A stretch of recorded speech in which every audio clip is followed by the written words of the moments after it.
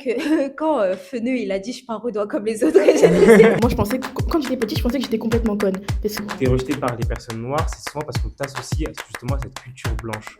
j'ai d'abord compris que j'étais bizarre, puis j'ai compris que j'étais noire.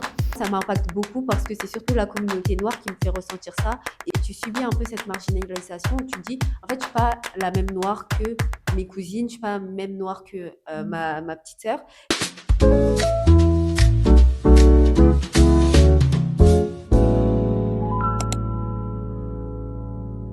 Bienvenue sur Kaira Studio pour ce 9e épisode sur être le noir ou la noire un peu bizarre. Je suis accompagnée aujourd'hui de Amouana et de Mohamed comme d'habitude pour partager, pour commencer cette conversation.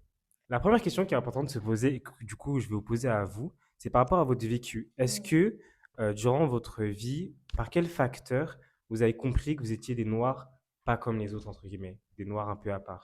Moi, je pense que j'ai compris que j'étais la noire un peu bizarre à travers ma famille déjà, parce que j'avais toujours l'impression que j'étais mise à l'écart et que j'étais considérée un peu comme une enfant, enfin une weird kid dans le sens où bah, j'étais pas tant une nerd que ça, mais j'aimais genre Harry Potter, etc.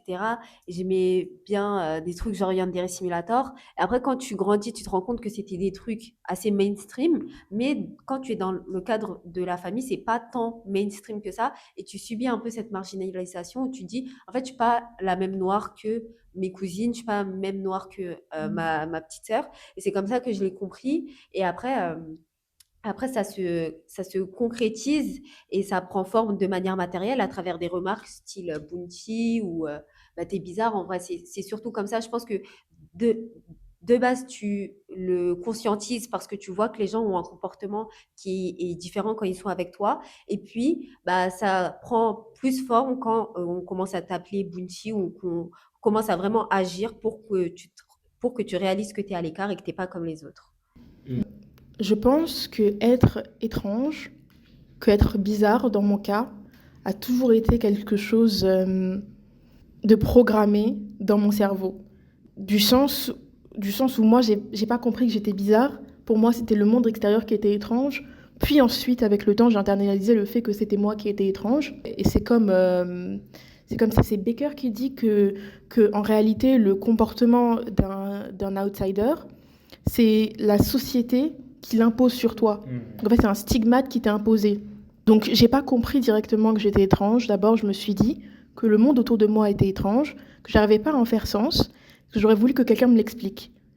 Mais il y avait un peu ce curriculum caché, ce curriculum non explicite de choses qui n'ont du coup pas été dites et que j'avais l'impression que tout le monde autour de moi avait compris sans que moi je ne le comprenne. J'ai toujours eu l'impression qu'on avait donné aux gens autour de moi un manuel et qu'on m'avait laissé à part. Donc c'est dans ce sens que mon identité de personne étrange s'est concrétisée par des remarques, par des moments forts qui m'ont été imposés du coup de l'extérieur au sens beckerien sur moi. Ma mère, ma sœur, ma famille ne m'a jamais fait comprendre que moi j'étais étrange, puisque pour moi j'ai jamais été étrange avec ma famille, j'ai toujours été moi-même. Il y a plusieurs moments de ma vie qui m'ont fait comprendre que c'était la juxtaposition entre être neurodivergente et être noire qui m'ont mis dans certaines situations plutôt. Donc pour répondre à ta question, quand est-ce que j'ai compris que j'étais un peu bizarre, ce serait plus dans mon éducation secondaire, l'éducation que j'ai reçue à l'école avec le curriculum caché dont on parle souvent quand on parle d'école et de socialisation primaire. Je comprends vos autres points de vue parce que vous mettez en avant le fait que bah, c'est la société et le monde extérieur qui vous fait comprendre que vous êtes des personnes différentes. Et avant même, je trouve que, par exemple, moi, j'ai compris mon identité. Par exemple, toi, tu as dit c'est la juxtaposition d'être une personne noire et d'être une personne bizarre. Tu as toujours vécu. Mais moi, je trouve que j'ai d'abord vécu le fait d'être noir à travers ma socialisation secondaire. Par exemple, à l'école, on m'a d'abord fait comprendre que j'étais une personne noire. Après, au fil du temps, j'ai compris que j'étais une personne noire, un peu pas comme les autres. Comment ça s'est matérialisé? Est-ce que tu as un événement clé qui... Bah, je pense que c'est surtout par rapport aux remarques, comme vous deux, vous avez dit. Enfin, c'est par rapport à quand tu commences à exprimer ce que t'aimes, entre guillemets, et que tu vois que c'est différent. Par exemple, quand j'ai commencé à faire de l'art, etc., bah, c'est là que c'est que enfin, quand je l'ai exprimé, que les gens se mettent en opposition avec ça. Et du coup, à travers des remarques, j'ai compris que c'est pas normal ou que c'est pas dans leur vécu. Quand tu dis les gens se sont mis en opposition avec toi, de quels gens tu parles?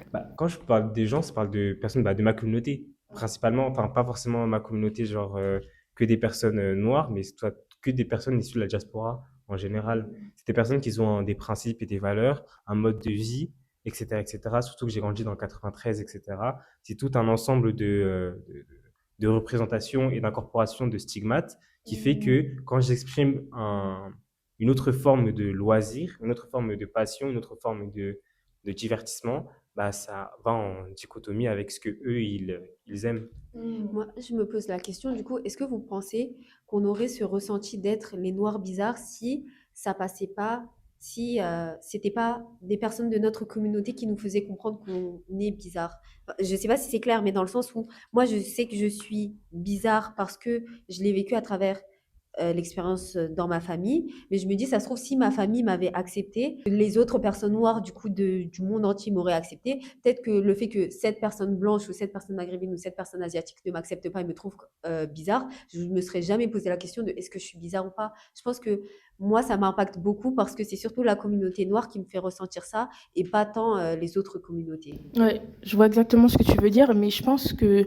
là où je peux apporter un point de vue un peu différent, c'est dans le fait qu'ayant grandi dans le 94, dans une ville plus ou moins bourgeoise, j'ai toujours été entourée de personnes blanches. Donc en fait, cette question de la diaspora qui me rejette, je ne l'ai jamais vraiment vécue, puisque les seules personnes autour de moi qui étaient présentes étaient soit des personnes blanches, soit des personnes noires de ma famille. Et dans ma famille, on était deux, trois, quoi. Donc voilà. Je me suis pas dit directement que j'étais noire, mais j'ai incorporé ce racisme à cause de l'universalisme républicain qui est propagé dans les écoles.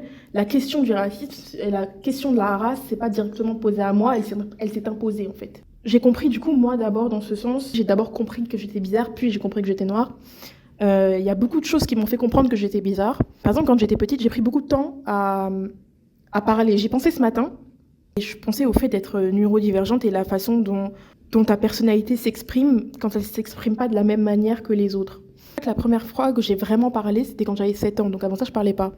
Et c'était pas, je parlais pas en mode j'étais the quiet kid, c'était vraiment que je parlais pas. Je m'exprimais à travers comme ça, avec ma mère, ma sœur, les gens autour de moi.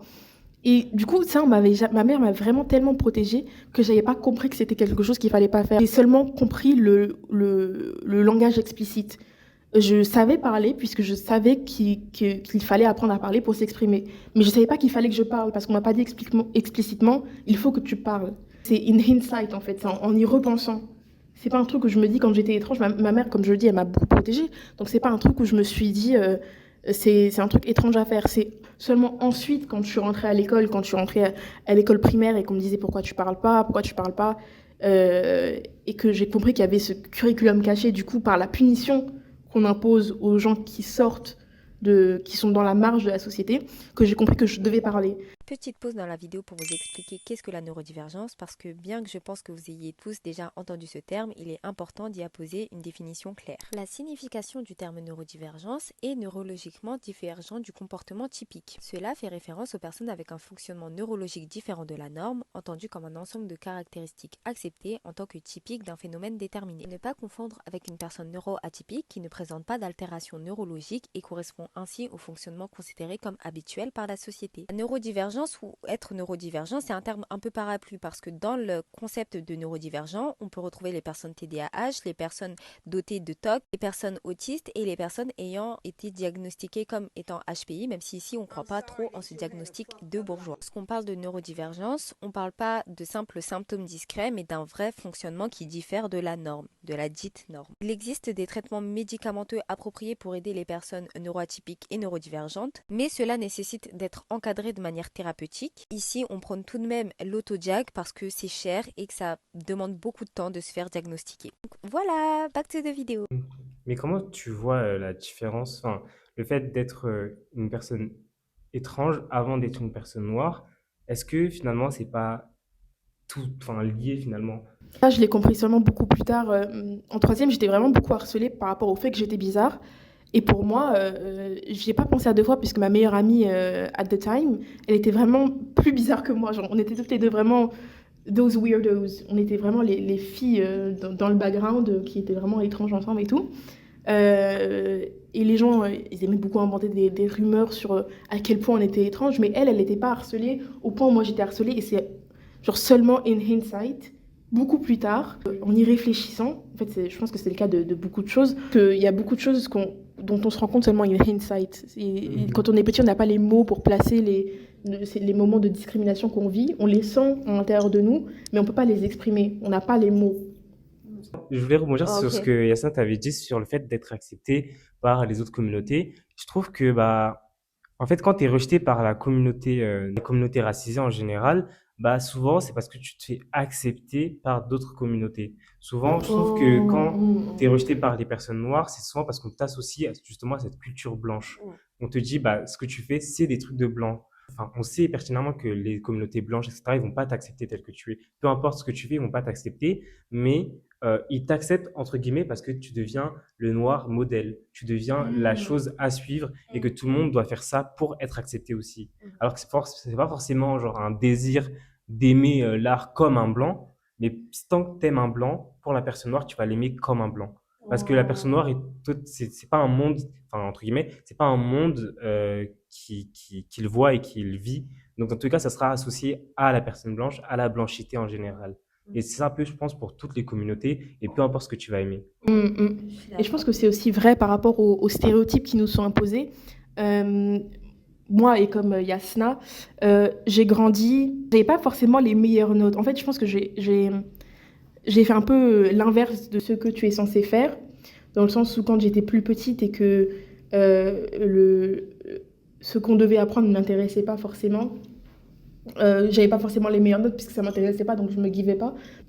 La logique, c'est quand tu es au lycée, tu as des notes bonnes et après tu passes à l'université, tes notes elles deviennent moyennes. Ça, c'est la chose qu'on nous dit, vos notes vont baisser, vos notes vont baisser. Moi, mes notes, elles ont fait qu'augmenter au fur et à mesure où j'ai passé le temps. Et du coup, par rapport à l'intérêt que je portais au devoir, par exemple, moi, je pensais que quand j'étais petite, je pensais que j'étais complètement conne parce que j'avais pas les meilleures notes, mais c'est parce que j'avais pas la bonne motivation.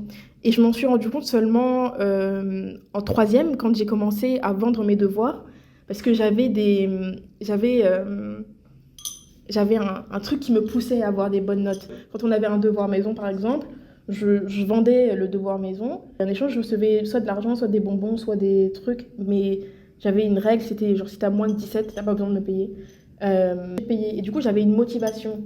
La motivation, du coup, n'était pas dans, dans ce qu'on m'apprenait en général, mais du fait que je pouvais avoir des bonbons, tu vois. Et là, quand je suis à l'université, les choses m'intéressent vraiment. Donc les notes que j'obtiens, c'est parce que les bonbons métaphoriques, je les obtiens dans le devoir lui-même, dans le travail lui-même. Même ces choses qui sont censées être positives, quand mises sur ma personne, sont devenues négatives slash marginalisées. Parce que ce genre de choses, tu les fais dans la marge, tu vois.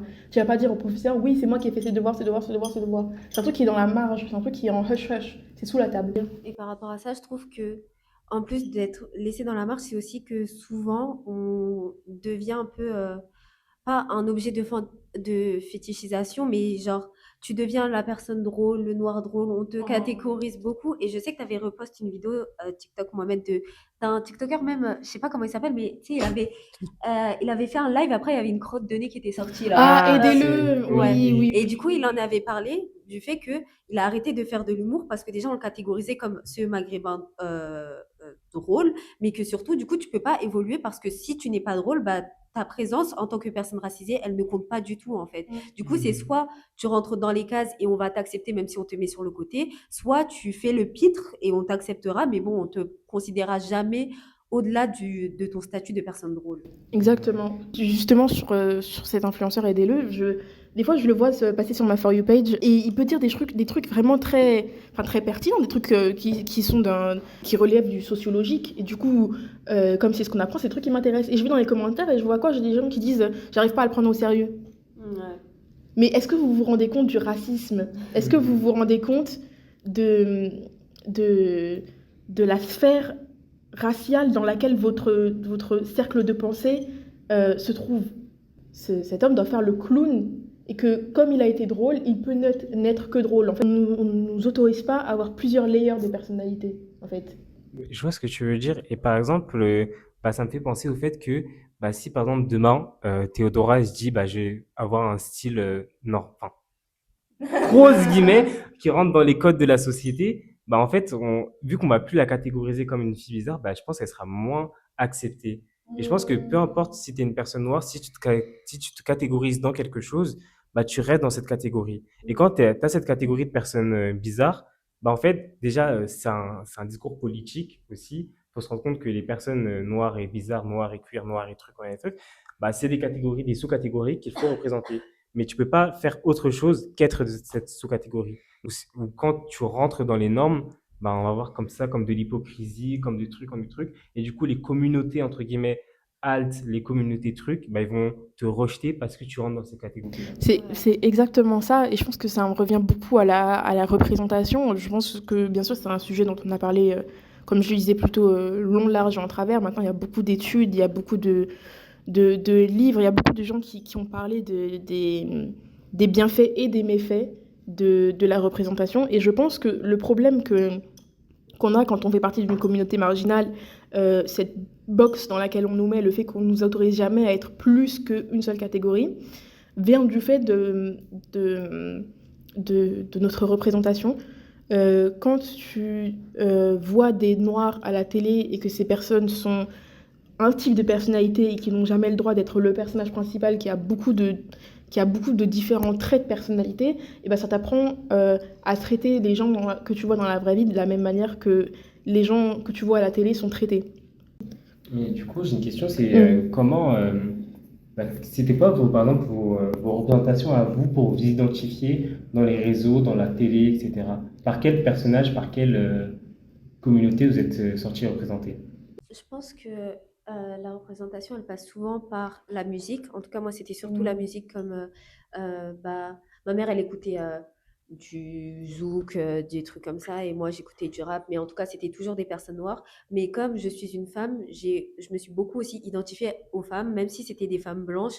Je me sentais pas genre éloignée de toute la question et de toute mon identité, parce que je savais qu'il y aurait toujours cette femme dans les séries ou dans les films qui sera présente et qui pourrait m'aider à m'identifier. Après ça, bah, évidemment que ça a des limites parce que, par exemple, par du fait d'être noire un peu bizarre, moi, je suis dans des fandoms et tout, du coup, j'ai lu des fanfics, etc. Et genre, à chaque fois, avant, je lisais des X-Readers et il y a cette limite où, oui, t'es une femme, t'es représentée comme une femme dans tes X-Readers, mais après, la personne va te dire, oui, je mets ton cheveu, et oui, ta peau pâle et tu mets il met sa main derrière ta chevelure lisse, etc. Bah, c'est pas moi, vous voyez, mais j'ai appris, comme le disait Amouana, du coup, à juste m'identifier et omettre tout ce qui fait que c'est pas vraiment moi, parce que de toute façon, est-ce que j'ai le choix ou pas de m'identifier? Je pense pas que j'ai le choix de dire ah moi je vais être elle, je vais être elle. Quand il y a un personnage noir dans l'histoire, bah, je serai toujours ce personnage noir, et ça s'arrête là quoi. J'ai pas ce droit au choix. Donc voilà. Oui, enfin c'est vrai que les personnes blanches, elles ont le droit au choix en fait. Quand on parle de diversité, prenons l'exemple des princesses Disney. Les petites filles blanches, elles sont 5, genre 4 ou 5 différentes princesses. Ah, celle-ci, elle s'accorde mieux à ma personnalité. Enfin, t'as 3 blondes en fait différentes où tu peux t'identifier, alors que bah, nous, tous les deux, on a Tiana quoi, puis voilà. Ouais. Et quand j'étais petite, j'étais persuadée que je ressemblais à Tiana, mais je pense que comme toutes les petites filles noires, on disait mais t'es Tiana, et après tu te persuades que tu ressembles à Tiana, alors que pas Voilà, du tout. tu es juste noire quoi. Mais Tu s'il es y en avait juste noire. plusieurs, et bah, tu te serais identifié Ouais. plus personnellement. Et du coup, ça fait que non seulement ça forme en toi, en fait, en toi, ça forme une empathie envers les autres gens parce que tu peux t'identifier à des gens qui ne te ressemblent pas. Après, je pense aussi que c'est un peu plus compliqué quand on est un homme noir ou un homme racisé, parce que c'est que les gens, en tout cas de mon collège ou de ma primaire, eux, ils s'identifiaient à euh, Goku, etc. Ils disaient Goku est marocain, Vegeta est algérien. Vegeta est algérien. Et je pense que la représentation pour les hommes noirs, ou les hommes racisés, elle est beaucoup plus minime en soi, en vrai. Alors que Bah, je pense que Gojo est malien. je vois ce que tu veux dire, Yasna, parce que quand tu penses à la construction masculine, bah, tu te rends compte que être bizarre, ça serait accepter bah, ton trait de caractère, accepter tes faiblesses, accepter ce que tu veux. Et quand tu te construis à travers une dimension masculine, l'acceptation de ce que tu ressens en général, bah, bah, tu peux pas accepter ce que tu ressens. Ouais. Donc, c'est vrai que tu peux difficilement être ce noir un peu bizarre, même si, enfin, par exemple, j'ai pas d'idée en tête d'acteurs, de chanteurs noirs bizarres, entre guillemets. Hmm. Ou sinon, bah, c'est des personnes noires qui ont été acceptées par la communauté blanche, genre Michael Jackson. Soit il n'était pas bizarre, mais genre il a été accepté par la communauté blanche. Et Ouais. genre, moi, enfin, je n'ai pas de modèle d'homme noir un peu bizarre. Mais du coup, c'est pour ça que du coup, on apprend à s'identifier à des gens qui ne nous ressemblent pas. Ouais. Et du coup, ça revient sur un point intéressant qui peut même constituer la deuxième partie de ce podcast, ou la deuxième grande question. C'est pour revenir un peu à comment est-ce que les gens... À quel moment est-ce que tu penses que quelqu'un se rend compte que tu es un peu différent? Bah, je pense que ça dépend du vécu de chacun, mais je pense que c'est quand bah, les remarques, elles atteignent un tel stade que bah, soit tu vas dans l'acceptation de ces remarques, soit tu déconstruis ces remarques. Te rendre compte que c'est pas toi le problème. Ouais, que tu te rends compte que c'est pas toi le problème et te rends compte que bah, que c'est à toi aussi de déconstruire ça par rapport à ta communauté en tant que personne noire. Genre, tu es obligé de faire ça pour te rendre compte qu'en fait, bah, il y a d'autres facteurs qui font que tu sois ce noir un peu bizarre. Bah, en vrai, je suis d'accord, mais comme tout à l'heure, Amouana elle a parlé de son expérience de personne neurodivergente. Moi aussi, je me construis à travers le fait d'être neurodivergente. Et moi, j'ai jamais vécu ça comme ça parce que c'était un peu un mécanisme de survie qui est venu à moi dans le sens où je savais que j'étais pas comme les autres et je savais que bah, je voyais pas le monde comme les autres, mais du coup, j'ai pas décidé de me renfermer sur moi-même et j'ai tout de suite décidé d'agir comme les autres agissent, vous voyez. Je me souviens que genre, c'est des trucs tout bêtes, vous voyez, mais le premier souvenir qui me vient, parce que j'ai pas trop de souvenirs de mon enfance, lol, mais le premier souvenir qui me vient, c'est qu'au collège, il y avait ce truc de dire, ouais, en fait, moi, je regarde pas les stories des gens parce que les gens parlent trop. Après, je me suis dit, ah bah ok, c'est normal de pas regarder les stories des gens, et du coup, j'ai jamais regardé les stories de personnes. Et c'est que en grandissant que oui, j'ai rencontré d'autres personnes que je me suis dit, mais en fait, genre, si la personne a quelque chose d'intéressant à dire, pourquoi je skipperais toutes ces stories et pourquoi mon cerveau a accepté ça comme une norme? Et je sais que c'est des trucs ridicules, mais je sais que c'est souvent le premier truc qui me vient parce que c'est la première fois que j'ai réalisé en discutant avec d'autres personnes qu'en fait, ce n'est pas si normal que ça de juste s'en foutre de la vie des autres, vous voyez, parce que c'était pas tant des stories en mode, oui, des captures d'écran, etc. C'était vraiment juste le ressenti des gens. Mais un jour, quelqu'un m'a dit, ça, c'est normal de faire ça. Et du coup, pour moi, ça a été normal jusqu'à mes 17 ans. Et c'est quelque chose qui se poursuit dans ma vie où j'ai pas, où je sais que je suis bizarre, mais du coup, pour ne pas être cette personne bizarre, bah, je vais tout de suite prendre ce que les gens me disent comme étant la norme, vous voyez. C'est exact, ouais, je suis complètement d'accord avec ce que tu dis. C'est encore cette histoire de curriculum caché, de ces choses qu'on nous explicite pas, de choses que j'aurais voulu pouvoir apprendre implicitement comme tout le monde, mais que j'ai pas réussi à apprendre implicitement. J'allais dire que, bah, en fait, ce qui est intéressant, c'est que toi, bah, enfin, ce que vous deux, vous avez vécu, c'est quand vous avez compris que la punition qui est l'exclusion, bah, genre, vous l'avez incorporé comme quelque chose de mal et du coup, ça vous a transformé et vous avez compris que vous étiez personne, enfin, que c'est normal ce que vous faites. Du coup, comment est-ce que vous avez vécu enfin, le concept de punition, d'isolement, de trucs, enfin, comment ça s'est verbalisé dans votre vie? Bah, c'est exactement ce que... C'est Goffman ou c'est Baker qui dit... ils ont publié leur livre la même année, donc on s'en souvient pas. En fait, la manière dont on encadre les gens, la manière dont on explicite les règles de la société et les valeurs coercitives d'une société, c'est en punissant les gens qui ne respectent pas les règles. Mais cette punition dans une société, elle est souvent non dite, elle passe par l'exclusion. Et du coup, comme je disais, moi, j'avais besoin qu'on explicite une règle pour la comprendre. Et du coup, ces punitions sociales qui sont censées arriver, par exemple, je suis obligée d'en parler parce que c'est vraiment dans le truc, mais la façon dont on s'habille, on dit souvent et j'en reparlerai dans le podcast sur le style, mais on dit souvent que je suis brave parce que je sors des limites de la société, mais c'est juste parce que moi, j'ai pas compris, en fait. Il fallait me dire explicitement, ça, c'est pas bien. Mais en fait, comme il n'y a personne qui m'a dit explicitement ça, c'est pas bien, moi j'ai continué jusqu'à ce que ça devienne moi je m'habille comme j'ai ma vie. Et c'est pas par bravoure, c'est juste parce que en fait, pendant une très longue partie de ma vie, j'ai pas capté. Et du coup, maintenant, ça fait partie de moi et je peux pas le changer, tu vois. Et du coup, Hmm. la différence entre genre Amoana et moi, c'est que moi, je sais que je capte très vite ces choses-là. Et du coup, bah, je fais tout pour m'adapter parce que c'est que comme ça que j'arrive à conceptualiser le fait d'exister moi-même et le fait d'être un être humain socialisé. C'est que si quelqu'un fait quelque chose, genre, moi, il n'y a pas forcément besoin que ça soit explicite en soi, tant que c'est implicite, parce que je sais que j'observe un peu les gens. Et genre, je me dis que si cette personne-là, elle agit comme ça, c'est que c'est la norme. Et du coup, si j'agis pas comme cette personne, bah c'est moi qui suis bizarre. Et du coup, je serai toujours dans cette démarche d'essayer de comprendre c'est quoi la nouvelle norme. Et souvent, quand les gens me demandent comment elle se traduit ma neurodivergence, j'aime bien dire que c'est comme si ma socialisation primaire, elle s'était jamais arrêtée. Et que vous voyez, quand on a genre, on vous apprend des choses dans votre enfance, et après, ça reste en vous jusqu'à vous faites vos propres expériences. Bah pour moi, c'est comme si tout ce que j'apprenais dans mon enfance, bah, ça s'était jamais arrêté et que j'étais toujours genre l'enfant de 5 ans qui apprend que ah ça c'est une norme, ah ça c'est une norme, ah ça c'est une norme, jusqu'à là aujourd'hui j'ai 20 ans et j'arrête pas de penser comme ça, je suis pas en train de redécouvrir d'autres perceptions, genre je suis pas en train de découvrir que ah certaines personnes pensent comme ça, je suis vraiment en train de me dire ah en fait ça c'est une nouvelle norme dans la société, vous voyez, il n'y a pas ce plus dans le socle que j'ai déjà, c'est tout, ça se rajoute toujours dans un socle et dans un livre, vous voyez. Je vois exactement ce que tu veux dire. Bah, du coup, moi, c'est tout mon contraire, en Ouais. fait. On est deux de- types de voilà. mémoire typiques. De nos jours encore, j'ai encore besoin qu'on m'explicite des règles sociétales qui peuvent paraître logiques pour d'autres. Par exemple, l'autre jour, j'étais au resto avec Salma et genre, habituellement, quand il y a un serveur qui arrive, quand j'ai besoin de quelque chose, je lève la main comme ça. Genre, je fais comme ça, et puis je mange, et puis je lève la main pour que le serveur il vienne. Et puis il y a Salma qui m'a dit, non, c'est pas un truc qui se fait. En général, tu dois regarder le serveur et tu dois attendre qu'il vienne à toi. Et du coup, après, Mais quand t'as Salma, regardé le serveur, mais Salma, elle a ah, elle m'a menti. Elle m'a menti. Mais elle a tellement menti.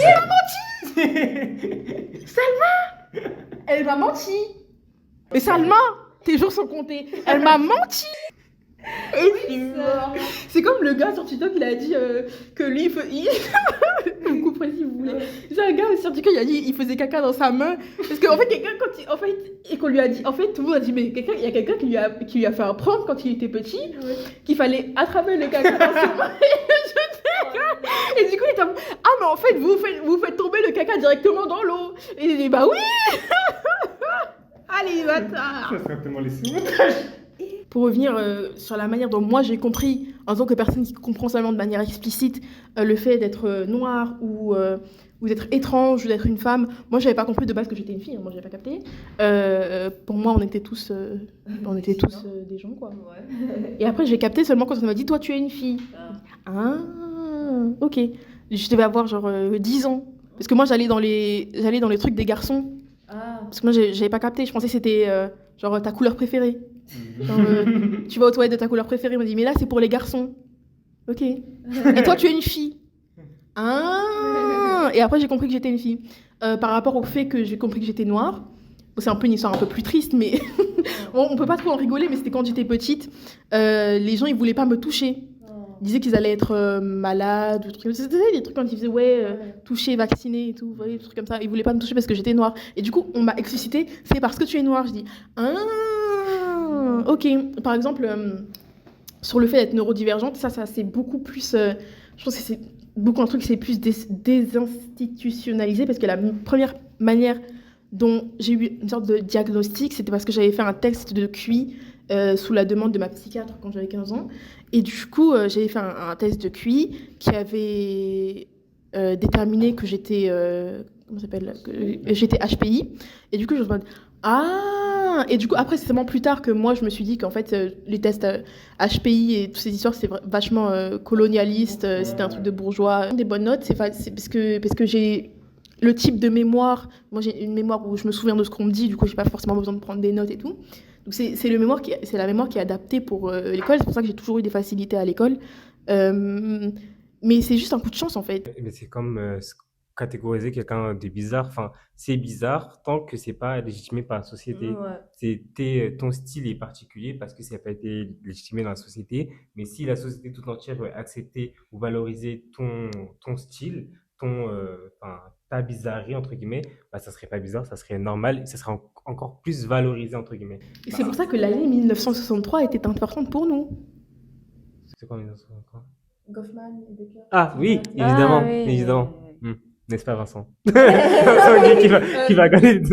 Moi, J'ai lu, hein, j'ai lu. Moi, j'avais une question pour toi, Mohamed. Pour revenir sur le truc de punition, je me souviens que quand Feneux, il a dit je pars au doigt comme les autres, et j'ai décidé de faire du football, du volleyball, du handball et pas du football, bah, les gens l'ont vanné, mais et Juste pour pas être un Renoir comme vous. juste pour pas être un Mhm. Renoir comme vous. Et je me demande si la punition, en tout cas quand tu es un homme noir, ça, elle vient beaucoup plus des autres hommes noirs, ou c'est genre... Quand tu es un homme racisé, Ouais. je pense que c'est dans la plupart des sphères sociales que les punitions, elles s'incarnent. Par exemple, quand c'est à travers les autres hommes racisés, bah, ils vont te faire comprendre que tu n'es pas assez comme nous.